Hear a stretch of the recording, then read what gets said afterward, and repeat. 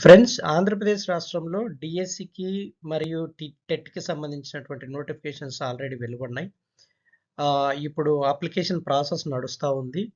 అభ్యర్థులందరూ గత కొన్ని సంవత్సరాలుగా ఎదురుచూసిన అభ్యర్థులందరూ ఇప్పుడు అప్లై చేసుకునే పనిలోను, తర్వాత ప్రిపరేషన్ టైంలోను బిజీగా ఉంటున్నారు.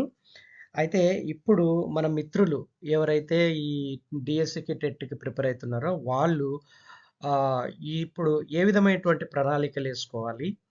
ఈ జాబ్ కొట్టాలంటే ఏ విధమైన ప్రిపరేషన్‌తో ముందుకెళ్ళాలి అన్నటువంటి కొన్ని విషయాల్ని ఈ యొక్క వీడియోలో చర్చిస్తాను.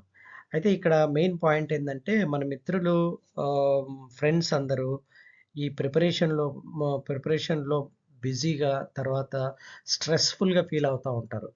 కానీ ఇటువంటి పరిస్థితుల్లో స్ట్రెస్‌ని మేనేజ్ చేసుకుంటూ సిలబస్‌ను పక్కాగా ప్రణాళికాబద్ధంగా అమలు చేసుకుంటూ ముందుకెళ్తే, మన టీచర్ కొలువులను సాకారం చేసుకోవడానికి పెద్ద కష్టమేం గాదు. సో, ఆ విషయాల్ని మనం ఇప్పుడు ఇక్కడ చూద్దాం. ఇక్కడ ఎస్‌జిటి అభ్యర్థులకు ఏ దాన్ల మీద ఫోకస్ చేయాలి? ఎస్‌జిటి అభ్యర్థులు మెయిన్‌గా జీకే, కరెంట్ అఫైర్స్ సిలబస్ పైన అవగాహన పెంచుకోవాలి. ఎందుకు అంటే, నేను ఒక ఇంపార్టెంట్ పాయింట్ చెప్తాను చూడండి. మీరు మీ రెగ్యులర్ సబ్జెక్ట్ నాలెడ్జ్ అనేది దాదాపు ఈ డిఎస్సికి ప్రిపేర్ అయ్యేటోళ్ళందరూ కామన్‌గా ప్రిపేర్ అయితా ఉంటారు.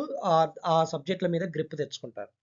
అయితే జీకే కరెంట్ అఫైర్స్‌కొచ్చేసరికి కొంత వెనకబడిపోతా ఉంటారు. సో, ఎవరైతే జీకే, కరెంట్ అఫైర్స్ మీద గ్రిప్ తెచ్చుకుంటారో సబ్జెక్ట్ నాలెడ్జ్‌తో పాటు వాళ్ళకే ఈ జాబ్ అన్ వాళ్ళకే ఈ జాబ్ కొట్టుకోవడం ఈజీ అయితుంది. ఎందుకు అంటే GK current affairs will become the deciding factor to get a job. అర్థమైతుందనుకుంటా. ఎందుకంటే మిగతా సబ్జెక్టుల నాలెడ్జ్ అందరికీ ఉంటది. అందరూ వాళ్ళు పుస్తకాలు ప పం ఒకటో తరగతి నుంచి లేదా మూడో తరగతి నుంచి పదో తరగతి బుక్స్ తీసుకొని అందరూ తరగతి వైస్ ప్రిపేర్ అయితా వస్తుంటారు. కానీ జీకే కరెంట్ అఫైర్స్‌కొచ్చేసరికి చాలామంది అంత గ్రిప్ దొరకదు చాలామందికి. సో, ఎవరైతే ఈ జీకే కరెంట్ అఫైర్స్‌లో గ్రిప్ తెచ్చుకుంటారో వాళ్ళ సబ్జెక్ట్‌లతో పాటి, ఖచ్చితంగా వాళ్ళకి జాబ్ రావడానికి స్కోప్ ఉంటది. So, general knowledge, current affairs will become a deciding factor job కొట్టడానికి. మెయిన్‌గా ఎస్‌జిటి వాళ్ళకి. సో, కాబట్టి వాళ్ళు దానిలతో పాటు మెయిన్‌గా వాళ్ళు చదవాల్సినదేంటంటే భౌగోళిక నామాలు, నదీ తీర నగరాలు, దేశాలు, రాజధానులు, ప్రపంచంలో తొలి సంఘటనలు ఏం జరిగాయి, అవార్డులు అవార్డులు ఎవరెవరికొచ్చాయి, సదస్సులు ఏం జరిగాయి, వార్తల్లో ఎక్కువగా నిలిచినటువంటి వ్యక్తులు, వాళ్ళ ప్రాముఖ్యతలు, తర్వాత బడ్జెట్ ఎలా ఉంది, దేశ బడ్జెట్, రాష్ట్ర బడ్జెట్‌లు ఎలా ఉన్నాయి, అంతర్జాతీయ రాజకీయ పరిస్థితులు ఎలా ఉన్నాయి, శాస్త్ర సాంకేతిక అంశాలు ఎలా ఉన్నాయి, ఇటువంటి విషయాల్లో గ్రిప్ తెచ్చుకోవాలి. ముఖ్యంగా ఇస్రో ఈ సంవత్సరం చాలా ట్రెమెండస్ రీసెర్చ్ వర్క్, శాస్త్ర సాంకేతిక వర్క్ జరిగింది ఇస్రోలో. సో, చంద్రయాన్ అయితేమి, తర్వాత ఆదిత్య అయితేనేమి, ఇటువంటి వాటి నమూనాలు, వాటి నామాలు, వాటి సాంకేతికతలు, అవి ఎప్పుడు ప్రయోగించిన దినాలు, వాటన్నిటినీ ఒకసారి రివైజ్ జేసుకోవాల. ఎందుకంటే వీటిల్లో గ్రిప్ ఉన్నోళ్ళకి, ఈ కరెంట్ అఫైర్స్‌లో గ్రిప్ ఉన్నోళ్ళకి, జీకేలో గ్రిప్ ఉన్నోళ్ళకి ఖచ్చితంగా జాబ్ వచ్చే అవకాశం ఉంటది. అదే దీనితో పాటు విద్యా దృక్పథాలు, విద్యా మనోవిజ్ఞాన శాస్త్రము కంటెంట్‌లలో కూడా ప్రిపరేషన్ కొనసాగించాలి ఎస్‌జిటి అభ్యర్థులు.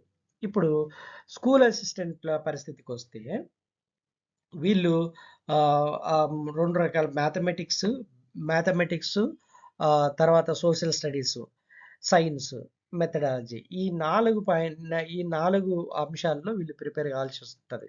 మ్యాథమెటిక్స్ తీసుకుంటే బీజగణితము, సదిశ బీజగణితము, వైశ్లేషిక రేఖాగణితము, కలన గణితము, త్రికోణమితి అంశాలపై పట్టు సాధించుకోవాల. తర్వాత ఆహ్, హ్మ్, బయాలజీలోకొచ్చేసరికి జీవ ప్రపంచము, సూక్ష్మజీవుల ప్రపంచము, జీవశాస్త్రము, ఆధునిక పోకడలు, జంతు ప్రపంచము తదితర పాఠ్యాంశాల్లో గ్రిప్ సంపాదించుకోవాల.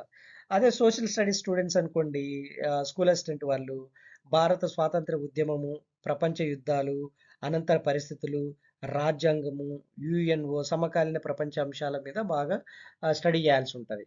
అదే సైన్స్ అనుకోండి, ఎక్కువగా జీవ ప్రపంచము, మొక్కలు, జంతువులు, ఆహారము, సైన్స్‌లో విభాగాలు, పోషణ, ఆహార పిరమిడు, మానవ శరీరము, పదార్థాలు, కొలతలు, ప్రమాణాలు, ఆమ్లాలు, క్షారాలు, శక్తి రూపాలు, పునరుత్పాదక ఇంధన వనరులు తదితర అంశాలపై వీళ్ళు దృష్టి సారించాల్సి ఉంటదనమాట.